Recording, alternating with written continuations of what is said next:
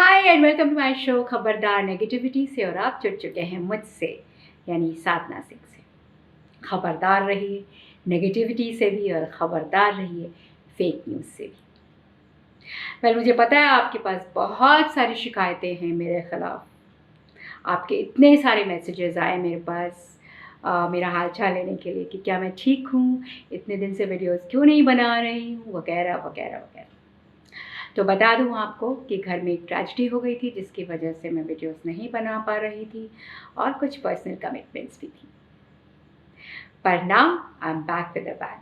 सो अब regular videos बनेंगे, पर इंस्टेड ऑफ फ्राइडे मैं सैटरडे को 9 बजे अपने वीडियोस अपलोड करूँगी। मैं ख़बरदार की बात करें, ख़बरदार नेगेटिविटी से की, और ऑफ कोर्स कोशिश करूँगी कि आप तक सारी अपडेट्स पहुँचाऊँ, सारी न्यूज़ जो लेटेस्ट हैं वो पहुँचाऊँ।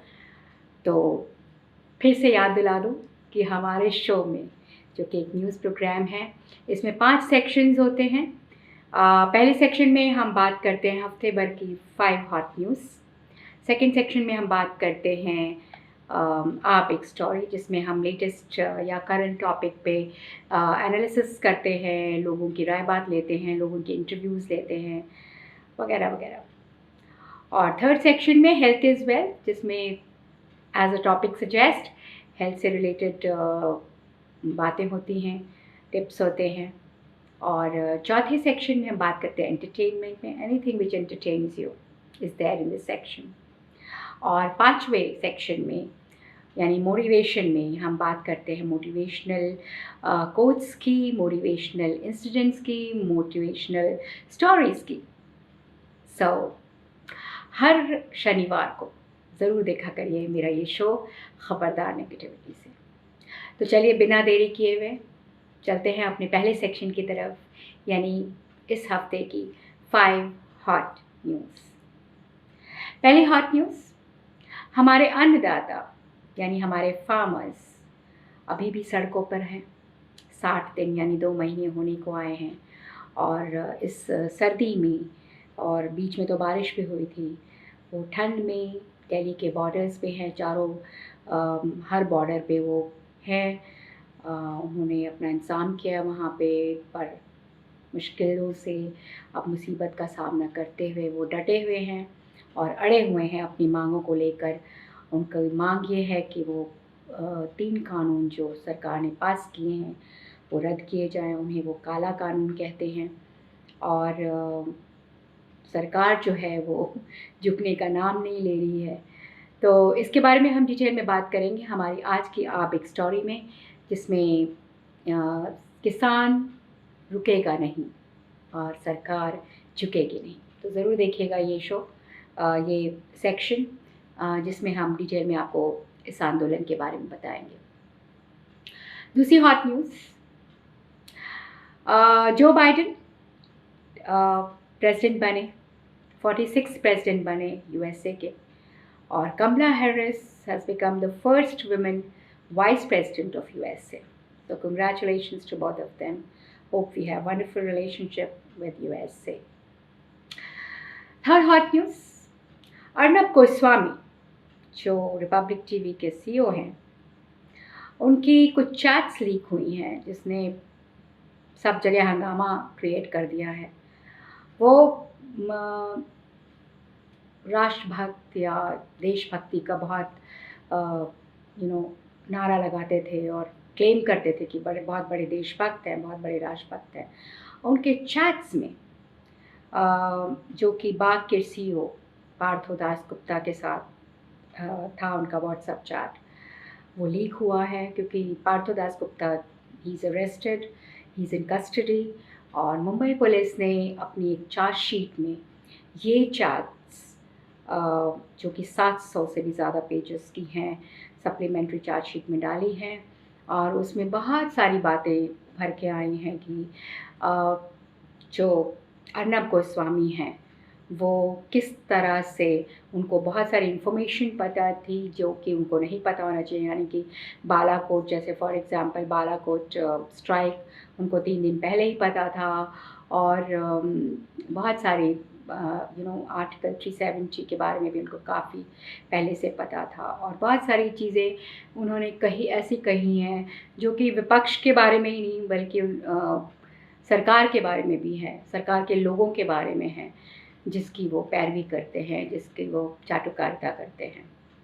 तो आजकल वो चर्चा में हैं और फ़रार हैं, मुंबई में नहीं हैं और कहीं दिल्ली के बॉर्डर या यूपी या हरियाणा में छुपे हुए हैं ताकि उनको अरेस्ट ना किया जाए। तीसरी हॉट न्यूज़, कोरोना से इन्फेक्टेड लोगों की संख्या अब 1 करोड़ के पार हुई है और रिकवरी रेट ऑफ कोर्स बहुत अच्छा है, एज़ यूजुअल 96%, और पूरी दुनिया में more than 9 crore people are infected with corona virus. पर खुशखबरी है कि वैक्सीन आ चुकी है हमारे भारत में, कोवैक्सीन और को सीरम आई थिंक कोविशील्ड, जो कि सीरम इंस्टीट्यूट ने बनाई है, और कोवैक्सीन जो भारत टेक्नोलॉजी ने बनाई है, वो आ चुकी है। And it's being given also, the shots are given, so wait for your turn to get vaccinated। और पांचवी हॉट न्यूज़ ये है कि नरेन चंचल, जो कि बहुत ही रिनाउंड सिंगर थे, उन्होंने बहुत सारी बॉलीवुड फिल्म्स में भी गाया, ज़्यादातर भजन गाते थे, उनका निधन हुआ 22 तारीख को दोपहर के 12 बजे। उनके बारे में हम बात करेंगे हमारे एंटरटेनमेंट सेक्शन में, सो डोंट मिस दैट। तो ये थी इस हफ्ते की 5 हॉट न्यूज़। चलिए अब चलते हैं अपने दूसरे सेक्शन में, यानी हमारी आज की आ बिग स्टोरी में। चलें।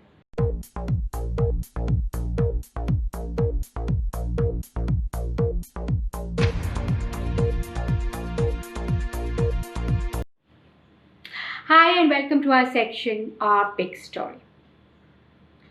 Well, Our Big Story में हम बात करेंगे हमारे फार्मर्स की, हमारे अन्नदाता की, हमारे किसानों की। और जैसा कि मैंने टॉपिक में बताया कि किसान रुकेगा नहीं और सरकार झुकेगी नहीं, ये स्थिति है आज की तारीख में। बहुत सारे दौर गुजर चुके हैं बातचीत के, इनफैक्ट 11 दौर गुजर चुके हैं और नतीजा उसका कुछ भी नहीं निकला है।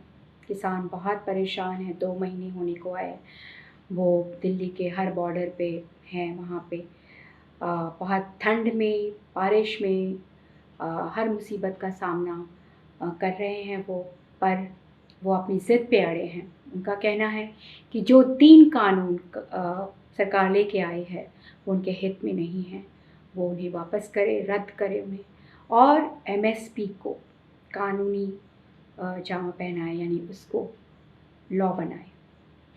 तो ये मांगे हैं किसानों की, जो कि मेरे ख्याल से जायज़ हैं, क्योंकि किसान जो कि एक्चुअली फील्ड में रहता है, खेतों में रहता है, उसे मालूम है कि क्या सिचुएशन है। AC में बैठ के हम ये बिल्कुल भी तय नहीं कर सकते कि किसानों के लिए क्या हित में है, क्या हित में नहीं है। तो सरकार ने बिना उनसे कंसल्ट किए हुए और बिना सदन में डिस्कस किए हुए बहुत जल्दीबाजी में ये कानून पास किए। उन्होंने माना भी अपनी किसान की मीटिंग्स के दौरान उन्होंने अपनी इस गलती को माना भी, लेकिन वो इस कानून को रद्द करने को तैयार नहीं है। बीच में उन्होंने ये पाला, सुप्रीम कोर्ट में भी डाला, और सुप्रीम कोर्ट ने एक कमेटी भी बनाई, जिसमें से एक कमेटी मेंबर, 4 लोगों की कमेटी थी, जिसमें एक कमेटी मेंबर ने रिज़ाइन भी कर दिया, मान जी ने। तो वो कमेटी, किसानों ने बिल्कुल मना कर दिया कि वो कमेटी के सामने नहीं जाएंगे, और क्योंकि वो कमेटी जो है पूरी तरह से सरकार के लोगों की थी जो इस कानून के पक्ष में थे। शुरू से ही उन्होंने पब्लिकली अनाउंस किया था कि वो सरकार के कानूनों के जो कृषि कानून सरकार लेके आई उसके पक्ष में है। इस एनालिसिस में मैं बहुत सारी फुटेज आपको दिखाऊंगी, बहुत सारी चीज़ें आपको बताऊंगी। उसके लिए सबसे पहले मैं धन्यवाद देना चाहूँगी रवि दत्त जी का, रवि दत्त सिंह, जो कि किसान यूनियन के अध्यक्ष हैं, राजेश जी का और जितेंद्र जी का, जिन्होंने वहाँ पे रह के वहाँ की लाइव फुटेजेस और वहाँ के पिक्चर्स हमारे साथ शेयर किए। So thank you so much all of these people. और हम कोशिश करें, मैं चाहती थी मैं ख़ुद वहाँ पे जाऊँ, पर अनफॉर्चुनेटली मैं जा नहीं पाई, लेकिन मेरे बहुत सारे सहयोगी, बहुत सारे कलीग्स वहाँ पे हैं और वहाँ की रोज़ की दिनचर्या हमारे साथ शेयर करते हैं।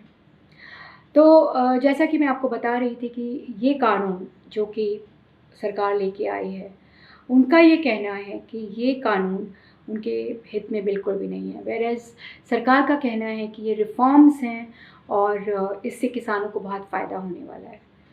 पर किसान जो हैं वो फ़ील्ड में रहते हैं, खेत में रहते हैं और उनको असलियत पता है, हकीकत पता है, तो वो बिल्कुल भी मानने को तैयार नहीं हैं। 22 तारीख को की जो मीटिंग थी उसमें उन्होंने साफ मना कर दिया कि वो किसी भी प्रस्ताव में, सरकार ने उनको प्रस्ताव दिया था कि ये हम 2 साल तक ये जो कानून है वो सस्पेंड कर देते हैं और उसके बाद फिर सोचा जाएगा, लेकिन किसान ने उसे रद्द कर दिया और उन्होंने कहा कि हम बिल्कुल भी मानने को तैयार नहीं हैं, जब तक कानून वापस नहीं होंगे हम घर वापस नहीं जाएंगे। और प्लस इसके अलावा उन्होंने एमएसपी को बोला कि उसे कानून बनाया जाए।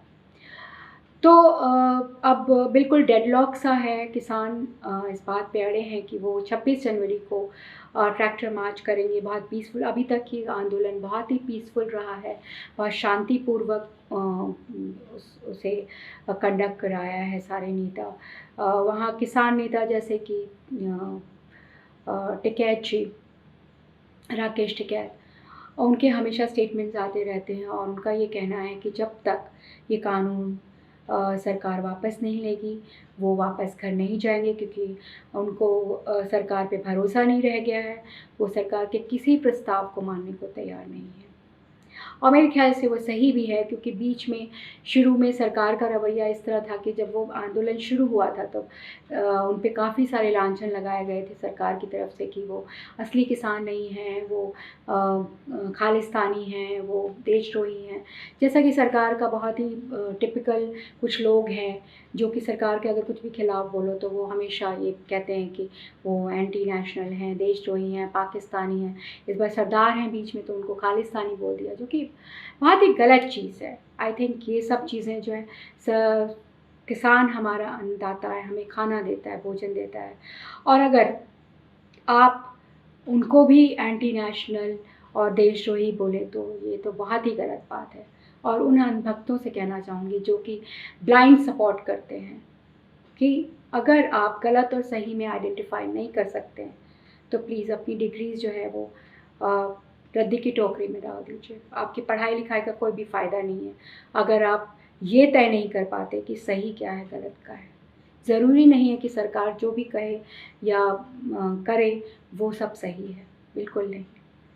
तो किसान बहुत परेशान हैं और वो चाहता है कि ये कानून रद्द हो जाए, क्योंकि कानून, जैसा कि मैं आपको एक सिंपल भाषा में बता दूँ, आपने बहुत अभी तक तो आपको पता भी चल गया होगा कि एक्चुअली कानून है क्या।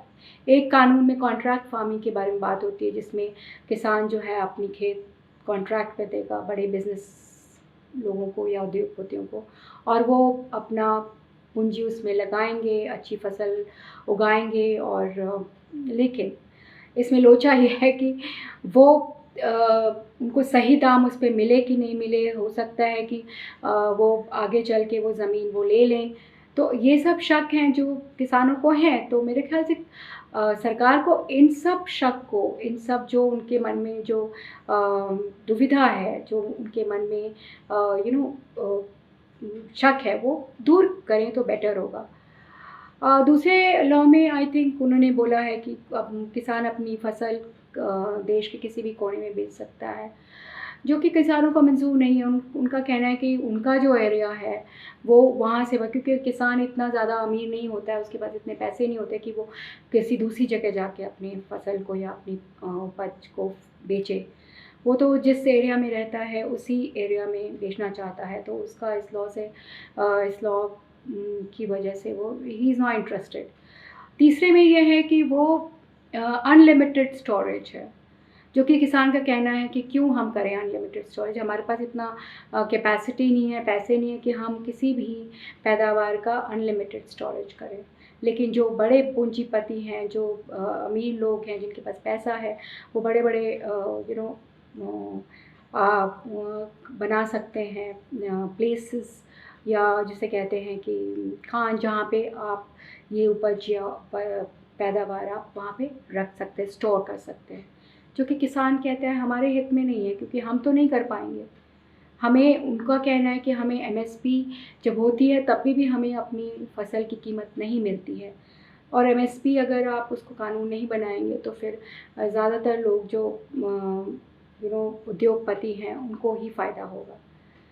तो कुछ हद तक क्या मैं कहूँगी किसान काफ़ी सही है, बिकॉज़ किसान जो है वो रोज़मर्रा के जीवन में वो ये झेलता है, वो ये प्रैक्टिकली देखता है। हम और आप घर में बैठ के ये सब डिसाइड नहीं कर सकते, या सरकार जो है वो एसी कमरे में बैठ के इन कानूनों को नहीं बना सकता। और संसद में भी उन्होंने जिस तरह से इस बिल को पास किया था, जिस तरह से इन कानूनों को पास किया था, तो उस पर तो नेचुरली किसी को भी शक होगा। तो अब पता नहीं क्या होगा, हम आपको अपडेटेड रखेंगे, क्योंकि 26 जनवरी को इन्होंने कहा है कि वो दिल्ली में ट्रैक्टर मार्च निकालेंगे रिंग रोड पे, और वो पुलिस से भी उनकी बातचीत चल रही, पुलिस मना कर रही है, सरकार तो बिल्कुल भी फेवर में नहीं है। और अब तो सुना है कुछ सामाजिक तत्व भी घुस आए हैं अंदर, और उनके भी प्लान्स हैं। इसका पुख्ता सबूत तो नहीं है, पर ऐसा उनका कहना है कि बहुत सारे लोग आए हैं, और सरकार का ये कहना कि उसमें कुछ खालिस्तानी लोग हैं, कुछ एंटी नेशनल हैं, वो एक बहुत ही घटिया चीज़ है जो किसानों के लिए बोला। तो किसान जो है किस तरह से उन पर विश्वास करे, उन पर विश्वास नहीं करता। यही कारण है कि अभी एक डेडलॉक का की स्थिति हो गई है। किसान रुकने का नाम नहीं ले रहा है, और सरकार जो है वो झुकने का नाम नहीं ले रही। तो हम आपको इस खबर पर अपडेट्स देते रहेंगे आपको अगले एपिसोड में। और कुछ फुटेज है हमारे पास वहाँ की, जो ट्रैक्टर मार्च की है, प्रैक्टिस कर रहे हैं, वो लोग जाना चाहते हैं। ऑफ कोर्स वो ये कहते हैं कि हम पीसफुली मार्च करेंगे और पीसफुली ये ट्रैक्टर जो रैली है वो निकालेंगे। तो मेरे ख्याल से सरकार को कुछ आपत्ति नहीं होनी चाहिए, पर देखिए नज़र रखेंगे हम अपनी पैनी नज़र कि क्या होने वाला है 26 जनवरी को। किसी को भी पता नहीं है क्या होने वाला है, ट्रैक्टर मार्च उनका होगा कि नहीं होगा, सरकार उन्हें अलाउ करेगी कि नहीं करेगी। ये सब ऐसे सवाल हैं जो हम और आप सिर्फ इमेजिन ही कर सकते हैं, या सिर्फ पॉन्डर कर सकते हैं, बट क्या होगा असली में वो तो 26 जनवरी को ही पता चलेगा। तो आज के लिए बस इतना ही, और फिर से शुक्रिया उन सभी दोस्तों का, कलीग्स का, जिन्होंने मुझे ये फुटेज दिया। ख़ास तौर से मैंने बताया रवि दत्त सिंह जो किसान नेता हैं, अध्यक्ष हैं किसान यूनियन के, जितेंद्र जी और राजेश जी जो उपाध्यक्ष हैं। तो शुक्रिया आप लोगों का कि आपने हमें फुटेज दिया और इस प्रोग्राम में हिस्सा लिया। So thank you so much.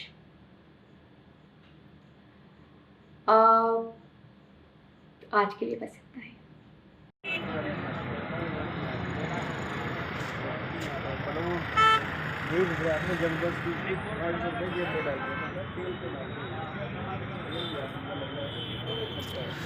नमस्कार, मैं संदीप संधू, राष्ट्रीय किसान मजदूर महासंघ से। इस समय हम पलवल में हैं। यहाँ पर मध्य प्रदेश के किसानों द्वारा दिल्ली और मथुरा हाईवे को रोका गया है। दोनों ही हाईवे की लाइनें को रोक दिया है, और इसकी अध्यक्षता कर रहे हैं श्री शिव कुमार कक्का जी और मन्नू कुलाड़ जी। ये धरना स्थल है। यहाँ पर 1 बजे से 4 बजे तक किसानों की सभा होती है। किसानों द्वारा, वक्ताओं द्वारा प्रचार किया जाता है। ये सभी मध्य प्रदेश के सिख सरदारों के ट्रैक्टर हैं, जो कि 3 तारीख को ग्वालियर से चलकर यहाँ पर पहुँचे और इस धरने को जो संयुक्त किसान मोर्चे के अधीन चलाया जा रहा है, वहाँ आकर इन्होंने दिल्ली बॉम्बे जो हाईवे है उसको जाम किया हुआ है कंटिन्यू। और ये राष्ट्रीय किसान मजदूर महासंघ का हेडक्वार्टर है यहाँ धरने पर, जिसमें कि मध्य प्रदेश के अध्यक्ष रवि दत्त जी, प्रदेश संगठन मंत्री अपने मनमोहन रघुवंशी जी।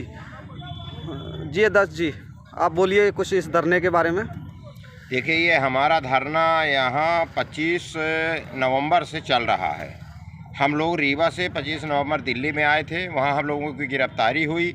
उसके बाद 26-27 तारीख को हम लोग नंगे बदन संसद भवन तक गए और यहाँ पूरी मध्य प्रदेश की टीम हमारी ग्वालियर से, भिंड, मुरैना से, पूरे मध्य प्रदेश की यहाँ पे आज 3 तारीख को पहुँची है। तब से हम लोग लगातार 3 दिसंबर से लेके और लगातार हम लोग यहाँ धरने आंदोलन में हैं। यहाँ हमारी सभा चलती है 2 बजे से, शाम को 4 बजे सभा समापन होता है। गांव के लोग चले जाते हैं। जो हमारे 2-3 हज़ार यहाँ परमानेंट धरने वाले हैं वो यहाँ पे रहते हैं। आज की तारीख में, आज का दिन हमारा महिला दिवस का था और पूरे इस परवल क्षेत्र की महिलाएँ आज आई थी और महिला दिवस के रूप में आज उन्होंने मन संचालन किया, महिलाओं का कार्यक्रम किया। 4 बजे समापन हुआ है और वो सब अपने अपने घर चली गए हैं। हम आंदोलनकारी अभी भी यहाँ जमे हुए हैं। जब तक ये 3 कानून, काले कानून वापस नहीं होंगे, तब तक हम लोग यहाँ रहने वाले हैं। धन्यवाद जी। तो जिस तरह आप देख रहे हैं कि अपनी ट्रैक्टर ट्रॉलियों में सभी किसान डटे हुए हैं, पूरा प्रबंध है उनके रहने का। और यहाँ पर जितने भी किसान रुके हुए हैं उनके खाने की व्यवस्था है वो ग्वालियर किले पर दाता बंदी छोड़ गुरुद्वारे द्वारा की जा रही है। कंटिन्यू जिस दिन से धरना चल रहा है तभी से बाबा सेवा सिंह जी खडूर साहब वालों के उनके जो ग्वालियर संस्था है उनके द्वारा यहाँ पर लंगर लगाया हुआ है। किसानों को किसी तरीके की कोई परेशानी नहीं आने दी जा रही खाने के लिए। आप देख रहे हैं जिस तरह ये बाबा जी ग्वालियर किले से आए हुए हैं और इन्होंने खाने पीने की और रहने की सारी व्यवस्था जिम्मेवारी संभाली हुई है। राष्ट्रीय किसान मजदूर महासंघ और गुरुद्वारा संस्था मिलकर इस धरने को मजबूत करने में लगे हुए हैं। वहीं चाय का लंगर आगरा के गुरु के ताल द्वारा संभाला गया है, जो 24 घंटे चाय किसानों को उपलब्ध कराई जा रही है। तो यहाँ किसी बात की किसानों के लिए कोई भी कमी पेशी नहीं आने दी जा रही और किसान भी पूरे उत्साह के साथ इस आंदोलन में डटे हुए हैं। किसान भाइयों, हाथ जोड़ के नमस्कार। जय जवान, जय किसान, जय भारत। किसान भाइयों, आज एक बहुत महत्वपूर्ण जानकारी और सूचना के साथ आपके बीच में फेसबुक लाइव के माध्यम से जुड़े हैं। अभी कुछ ही देर पहले मैं विज्ञान भवन की मीटिंग से बाहर आया था, जहां पे 40 किसान नेताओं की 12वें दौर की बातचीत केंद्र सरकार के मंत्रियों के साथ हुई।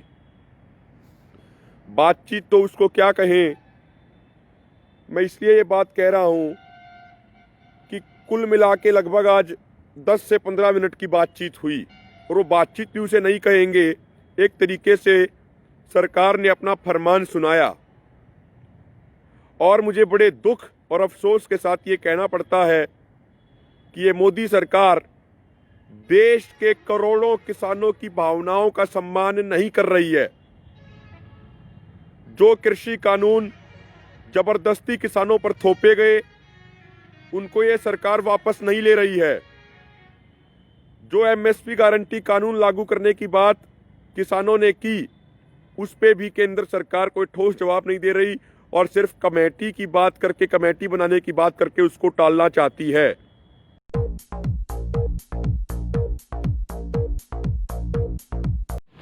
हाय and welcome to our section health is wealth. जैसा मैं हमेशा कहती हूँ, हेल्दी है तो वेल्दी है, वरना आप तो गरीब है। सो हेल्थ इज वेल्थ सेक्शन में हम शुरू करने वाले हैं एक सीरीज़ जिसमें हम अपनी बॉडी का हर पार्ट की एक्सरसाइज आपके साथ शेयर करेंगे और ये एक्सरसाइज आपके साथ शेयर करेंगी हमारी पैनलिस्ट कैप्टन किरण सिंह। वो आपको हर पार्ट की एक्सरसाइज बताएंगी, कैसे फिट रहना है वो बताएंगी। So today she is going to tell us exercises of neck and above, यानी नेक की एक्सरसाइजेज, हेड की exercises, eyes, nose, lips, parts which are above the neck. So let's welcome her. So thank you so much, Kiran, for joining us and giving us such wonderful information. So let's check out Captain Kiran Singh and her exercise regime. चले। Hi friends, आज से हम लोग नया episode शुरू कर रहे हैं जिसमें हम लोग हर एक बॉडी पार्ट्स के बारे में बताएंगे, हर एक बॉडी पार्ट्स की एक्सरसाइज बताएंगे। तो आज के एपिसोड में हम लोग नेक एंड नेक के अबव जो भी बॉडी पार्ट है उसकी एक्सरसाइज बताएंगे। तो चलिए शुरुआत करते हैं हेड से। सबसे पहले हेड को किस तरह से आप हेड को स्टेबल बना सकते हैं, वो आपको you have to hit your head hard, from all over, back, side, in front, like this. Do it for some time and then keep hitting it so that your brain is active all the time, it is not dull, and at the same time it does a good exercise like a massage for the head. So that's why it was famous, the Champi Karo. It is so famous in our country. It's because this gives you a big relief as far as head is concerned. Now we'll come to the forehead. So now the forehead, as we grow, we have a lot of lines in the forehead, but some people, even if they are old, उनके बिल्कुल भी आप line नहीं देखेंगे। तो उसके लिए आप इस तरह लेफ्ट हैंड साइड से अपने फोरहेड को होल्ड करेंगे और नकल से प्रेस करेंगे धीरे धीरे। So do it, count and do it 10। Same way right से पकड़ेंगे और इसको ऐसे करेंगे। नेक्स्ट आपका आएगा ईयर। ईयर हमेशा आप ईयर को जैसे टाइट से बंद करिए, खोलिए, टाइट से बंद करिए, खोलिए, टाइट से बंद करके खोलिए। सेम थिंग आइज़ को टाइट से, you should use this one because this gives a very pressure point. Close your eyes, leave it. Close your eyes, leave it. Close your eye, leave it. Same thing with nose.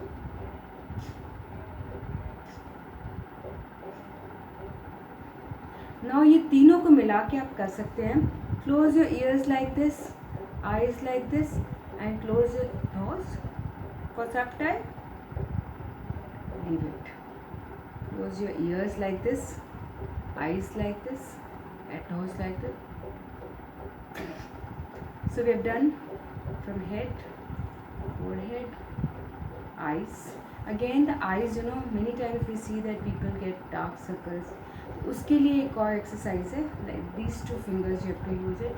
Keep the eyes wide like this and blink. Count it 10. Right. Now for this, if you tap, this is the face gets pressure point. You tap it 10 times. Tap it here, tap it there, tap it here. Now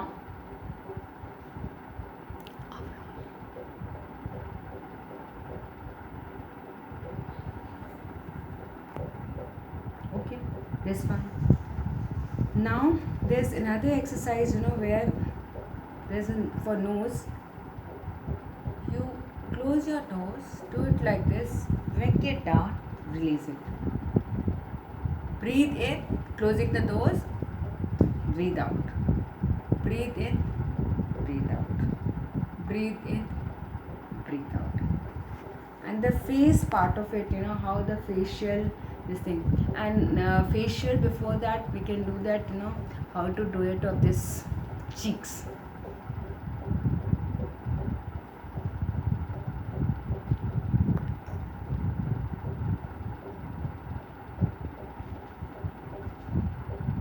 Like a balloon, we can fill up our cheeks.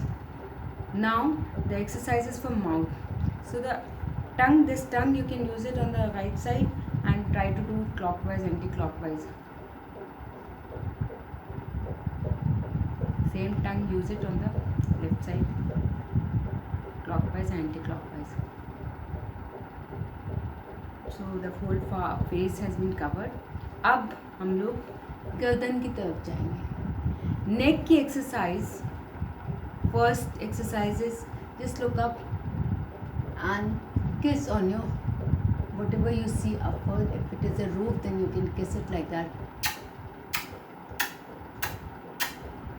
because it gives a big stretch on the neck. Another one is just look on the right side, stretch a little, count 10. On the left side, stretch a little, count 10. Stretch a little, count 10. This is your collarbone, where you bring it down, look down, bring it down, look down. And this is a very, very famous exercise for neck. 1, 2, 3, 4. 1, 2, 3, 4. 1, 2, 3. Then there's Om Vilom. Om Vilom. Breathe in, breathe out. Breathe in, breathe out. Breathe in, breathe out. There is a pranayam. This is one pranayam. Other one is breathe in, breathe out, look down. Breathe in, breathe out, look down. Breathe in, breathe out, look down. These are the exercise for the neck. Now the shoulder exercise. There's one very good exercise, which is for the shoulder. Anti-clockwise, count and do it. And there's another. These are the few exercises. Thank you.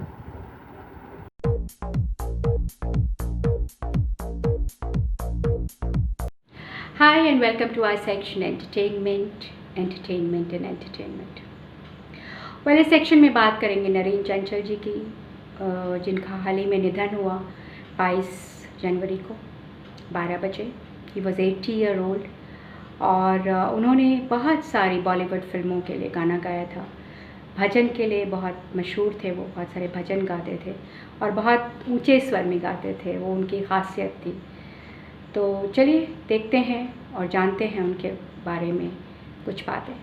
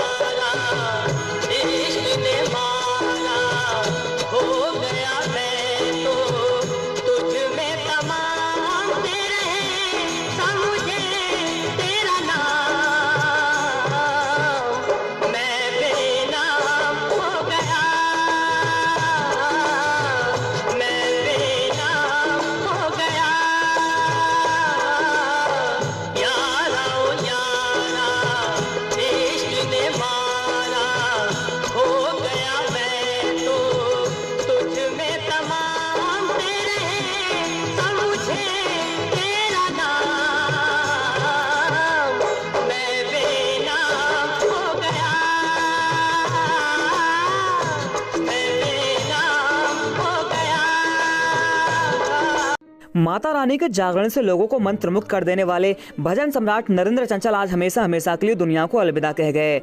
बता दें कि 22 जनवरी को उनका दिल्ली के Apollo अस्पताल में निधन हो गया था. वह 80 साल के थे. आज उनका अंतिम संस्कार दक्षिण दिल्ली के लोधी कॉलोनी स्थित शवदाह गृह में किया गया. नरेंद्र चंचल पिछले 3 महीने से बीमार थे और उनका इलाज चल रहा था. अस्पताल प्रशासन के मुताबिक शुक्रवार दोपहर करीब 12:30 बजे उन्होंने अंतिम सांस ली. चलो बुलावा आया है, माता ने बुलाया है. वर्ष 1986 में अवतार फिल्म में गाए इस भेंट ने नरेंद्र चंचल जी को विशेष पहचान दिलाई थी और वह भजन सम्राट के नाम से विख्यात हुए. मां वैष्णो देवी के दरबार से चंचल जी का विशेष लगाव था. उन्होंने 1971 में पहली बार मां वैष्णो देवी के दरबार में भेंटें गाई थी. उसके बाद लगातार हर वर्ष 31 दिसंबर को धर्म नगरी में जागरण का आयोजन किया जाता है. नरेंद्र चंचल का जन्म 1940 को भारत के पंजाब राज्य के अमृतसर में हुआ था. वह एक भारतीय पांचबरे गायक, संगीतकार, गीतकार, लेखक, कवि और प्रसिद्ध रूप से अपने भजन और आरती के लिए जाने माने जाते हैं। उनके माता पिता देवी दुर्गा के अनुयायी थे, इसलिए बहुत कम उम्र से उन्हें भजनों में दिलचस्पी थी। क्योंकि उन्हें अपने घर में धार्मिक वातावरण में लाया गया था, वह अपनी कक्षा में सबसे शरारती छात्रों में से थे, जिसके कारण उनके शिक्षक ने उन्हें चंचल नाम दिया, जिसे बाद में उन्होंने अपने वास्तविक नाम नरेंद्र से जोड़ दिया। उन्होंने अमृतसर में श्री प्रेम तीखा से संगीत की शिक्षा ली, जिसके तुरंत बाद उन्होंने अपने इलाकों में आरती और भजन गाना शुरू कर दिया। दोस्तों, अगर आप हमारे चैनल पर नए हैं तो प्लीज़ हमारे इस चैनल को सब्सक्राइब कर लें और बेल का आइकन भी दबा दें, जिससे हमारी लेटेस्ट वीडियो का नोटिफिकेशन आप तक पहुंच जाएगा।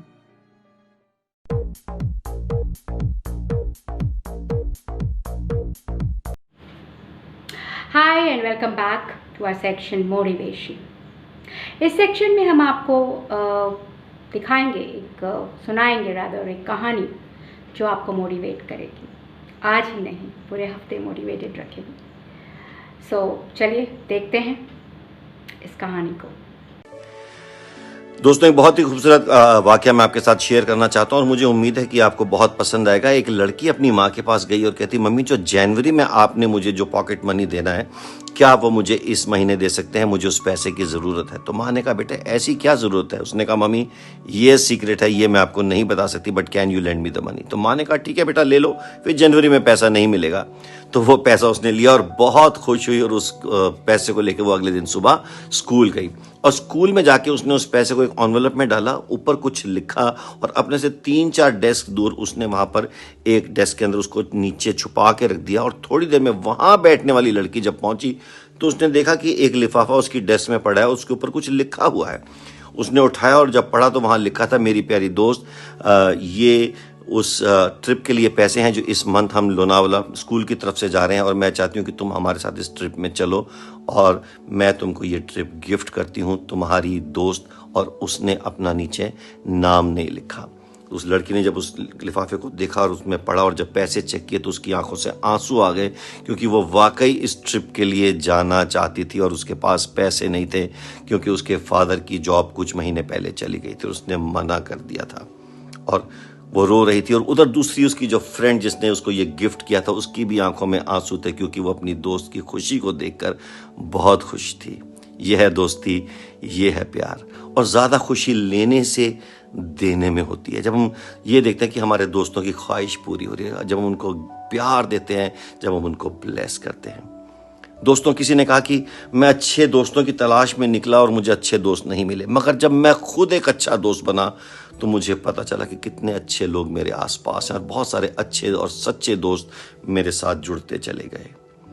और हमें सच्चे दोस्तों के आसपास बहुत अच्छा लगता है, क्योंकि हमें महफूज लगता है। वो हमारी बातों को जज नहीं करते, तोलते नहीं, हमारे पीछे से हमारे बारे में बुरा भला बोलते नहीं। और अगर हमारी ज़बान से कुछ गलत निकल भी जाए तो वो दाने और छिलके दोनों ले लेते हैं, दाने रख लेते हैं और छिलके फेंक देते हैं। उनको मालूम है क्या रखना है और क्या फेंकना है। वो दोस्त एक पेड़ बनकर साया बन जाते हैं और कोई दुश्मन आए तो हमें अपनी डालियों में छुपा लेते हैं और हमें महफूज कर लेते हैं। ऐसे दोस्त पीठ पीछे छुरा नहीं भोंकते, अच्छा बुरा सामने कह देते हैं और ज़रूरत पड़ने पर जान की बाजी तक लगा देते हैं। और अगर ऐसे दोस्त चाहिए और हमें चाहिए तो बहुत ही आसान सा तरीका है, विटामिन B1। जी हाँ, विटामिन B1, बिकम वन। हम खुद अगर ऐसे बन जाएंगे तो हमें ऐसे बहुत सारे दोस्त मिल जाएंगे, क्योंकि ऐसे दोस्तों की कमी है। क्योंकि जो हम बोएंगे वही तो हम काटेंगे, और इस दुनिया में लोग इंतज़ार कर रहे हैं ऐसे दोस्तों का। इसलिए हमें पहले ऐसा दोस्त बनना है ताकि हमें ऐसे दोस्त मिल जाएं और हम इस दोस्ती के उत्सव को हमेशा मनाएं। God bless you. सो ये थी इस हफ्ते की पेशकश। आई होप आपको पसंद आई हो।